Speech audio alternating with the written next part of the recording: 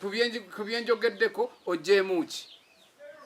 Olwaleero eggwanga lyaffe abantu baffe naawe nkulamuseeko bakulye nti wooli onyenya mutwe bannaye gyali emabega eyo mulenzi gyali akola emirimu okulabisa okulaba nange nga mundabako mu ggwanga muno nange okubanga mundowoozaako era yakola ekifaananyi ekirungi nnyo ekyo ndi musajja mweru nnyo naye baaba anteekamu ebisoko. Olwaleero nzize nga message eno gye ŋŋenda okubawa yaffe ffenna. Obadde okimanyi nti olwaleero abantu bannaffe oba baganda baffe ng'abafamire gwe wooli naye nga tebakwagala kubaawo.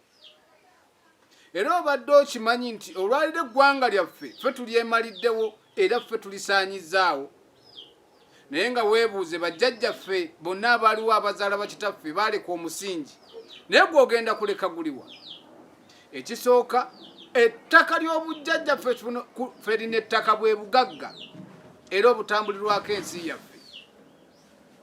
Naye kati gwe ettaka olitunze lyonna olyemazeeko, n'eryobusika nalyo olitunze lyonna olyemazeeko. Bannyoko we baabawa ate gwe obafuukidde ekizibu ate ne gye baabawa kuba naye oyagala ttundayo. Gw'oteekamu ebintu ebitali birungi, gw'oteekamu ebintu ebibatta, abaana basula bagugumuka ekiro. Naye kati mmwe mwagala tukole tutya? Era gwe obadde okimanyi nti munno gw'oseka naye gw'osese naye baamutumye butumi nga mbega kujja kubega gwe akasente k'olina neera obusente bwe watunze mu poloti eyo oba mu ttaka eryo. Mujjukiremu Ssaabasajja abagamba ekintu kimu era atugamba ekintu kimu, ffenna ffe tulina tambulira ku ddoboozi lye. Ssaabasajja tutuma ffe ng'abalina amaloboozi amanene era nammwe abasobola otulaba. Ssaabasajja empologoma ya Buganda yabagamba temwejjaako byammwe. Gwe tunuulira wooli essaawa zino luli waali wagula emitwalo 215 naye kati olwaleero wooli essaawa zino wagula obukadde 10, wagula obukadde 60, wagula obukadde 100, wagula akawumbi.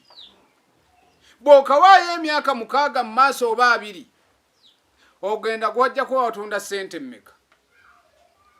Oyinza okunga nti mulangira wendi wadde kabaka tugamba tulime naye wange wafunda.